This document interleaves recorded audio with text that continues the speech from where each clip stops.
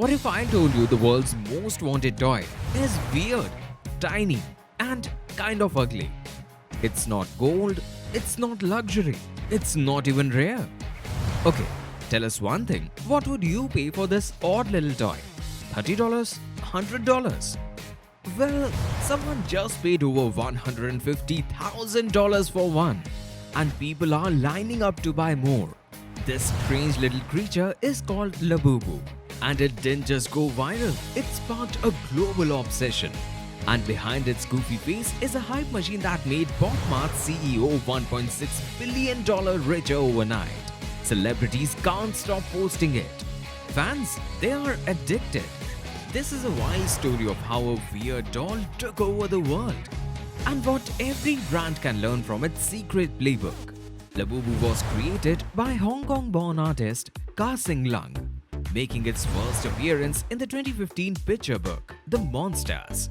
For years, it was a quirky cult favorite among Asian art toy collectors.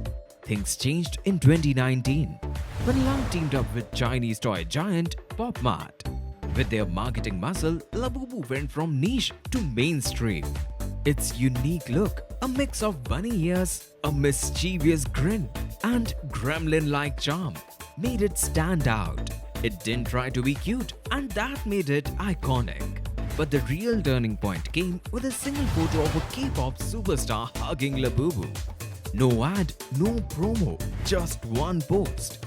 And the internet went wild. Suddenly, Labubu was everywhere. Celebrities flaunted it. TikTok exploded with unboxings, and Pop Mart stores had lines around the block. Pop Mart engineered Labubu's craze using a perfect hype flywheel. Every doll is sold in a blind box, so you never know which Labubu you are buying. This surprise factor turned every purchase into content. Fans and influencers rushed to post their unboxings, and the mystery made every drop an event. Scarcity is the secret weapon in Labubu's story.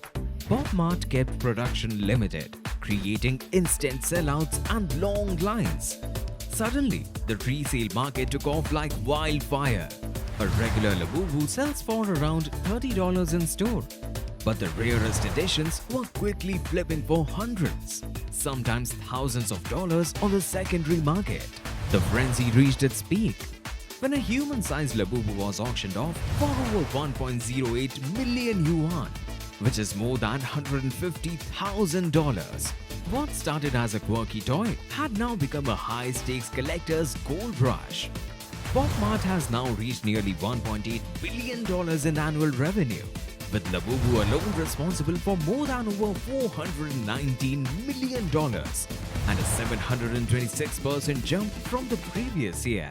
Furthermore, Pop Mart expanded to more than 450 stores worldwide and sold millions of Labubu figures. Labubu Mania didn't just fill stores, it rocked the stock market. In one trading day, Pop Mart's soaring share price added $1.6 billion to CEO Wang Ning's personal wealth. By June 2025, Wang Ning's net worth topped $22 billion, making him one of China's youngest billionaires. Labubu also helped Pop Mart break into the global scene with collaborations, special editions, and brand partnerships from Harry Potter to Minions. It became a fashion flex, a status symbol, not just a toy. But hype doesn't last forever. Remember fidget spinners?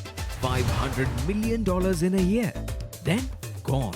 Prime Energy drink made $250 million. Then sales dropped 40% in the US. The lesson is clear. Hype can make you famous, but only real meaning and habit keep you in business. Pop Mart's stock price has also seen wild swings. If the buzz fades, so can the brand, unless there's real connection underneath. So, what can founders learn from Labubu? First, build shareability.